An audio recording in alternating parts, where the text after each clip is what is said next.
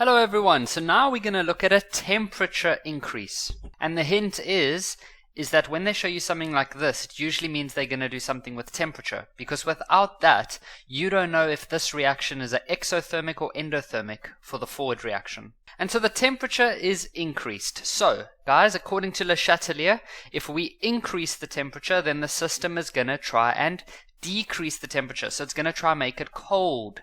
And cold is endo. We need to know that. Cold is endo. Now here they're telling us that the change in energy is negative. So when change in energy is negative, that means exothermic. If you don't know this, you must go over the previous videos that I made on exothermic versus endothermic. So what they're trying to tell us is that the forward reaction, so the forward reaction is exo, which is hot. The reverse reaction is endo, and that's cold. So if they increase the temperature, then the system's going to try and make it cold again by going endo. And so the reverse reaction is going to be favored. And so the amount of nitrogen and hydrogen is going to increase, and the amount of NH3 will decrease. And there we have it. We can see on this graph how those three have changed. So the purple and the the purple and the green, which is for nitrogen and hydrogen, have increased, and then the ammonia, which is NH3, has decreased. Notice that there's no spikes on the graph like what we had with the increase in concentration in the previous lesson. Now we need to look at the rate. So we know that if you increase any of the three factors, such as pressure, concentration or temperature, then it causes the total equilibrium rate to increase. So we're going to end up somewhere up here. So we know that the rate is going to increase, but we need to see which one's going to increase the most. And so that's going to be the reverse reaction, because we said that the reverse reaction is going to be favored. And so the reverse reaction, which is the turquoise one, that's going to show the spike going upwards. It's then going to settle down. Hey guys, this is actually the Kevin from the future. So this video was recorded a couple of years ago, and here I am now just wanting to quickly make an update to this part over here. So when we looked at a concentration change in one of our previous lessons, we only spiked one of them. But I'm going to add a new rule in now, which is the following. When you are dealing with a temperature or a pressure change, spike both reactions. Okay, now what do I mean by that? What I'm trying to say is, okay, so we spiked this one, right? We know how to spike that one, but then the other one, so this one over here, I want you to spike that one as well, but not the same, just a little bit, up to maybe there, and then you're just going to let that one go settle like that over there, okay? So when you are dealing with a temperature or a pressure change, spike both of them. So let me make a summary for you. When we are dealing with concentration changes, I'm not talking about this concentration, I'm talking about like in the previous lesson where we did a change in concentration of one of the substances.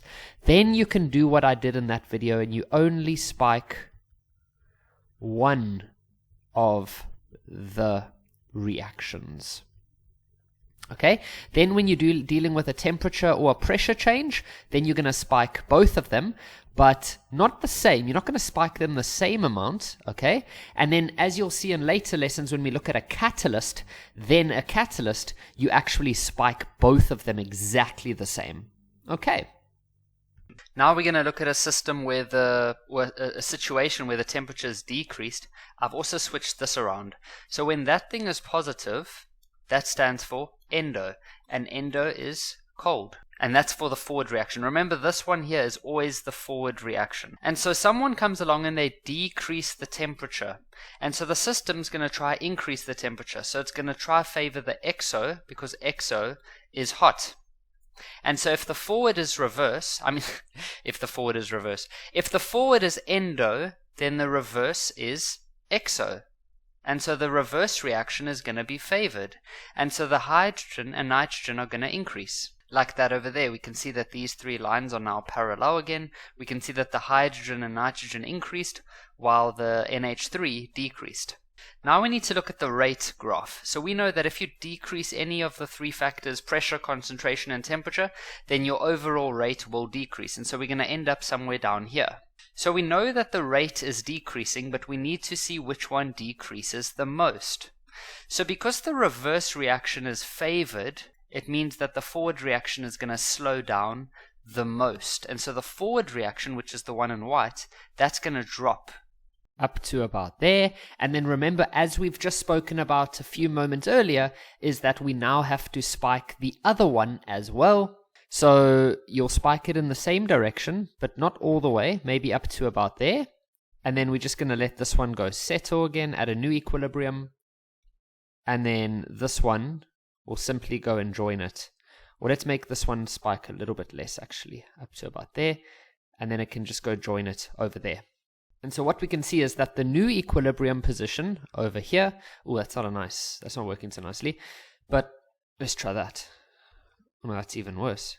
Okay, what I'm trying to say is that this equilibrium position down here is at a lower position than this one over here, okay, because the overall rate has decreased. So just remember, when we're busy with a temperature or a pressure change on the rate graph, spike both of them. Okay, if it's a concentration change, like we've looked at in previous lessons, then you only spike one of them.